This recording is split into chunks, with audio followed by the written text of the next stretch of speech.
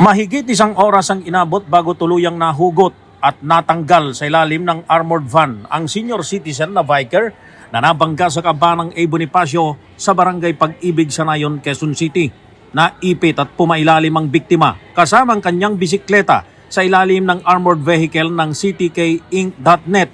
Batay sa kuha ng CCTV camera ng barangay Pag-ibig, Sanayon, galing ng 7th Avenue ang biktima na kinilalang si Lolo June Esteban at patawid ng A. Bonifacio. Nakatawid na ang biktima nang siya ay banggain ng armored vehicle na galing din sa 7th Avenue. Matapos na pumailalim ay kinaladkad pa ito ng ilang metro. Pinagtulungang tanggalin ng mga tauhan ng Quezon City Disaster Risk Reduction and Management Office at Barangay sa pagkakaipit ang biktima na duguang isinugod sa East Avenue Medical Center. Sa pinakahuling report na natanggap ng Barangay Pag-ibig, Sanayon, Quezon City ay nasa ligtas ng kalagayan ang biktima. Para sa MBC TV Network News, ako naman Val Gonzales, sama-sama tayo Pilipino.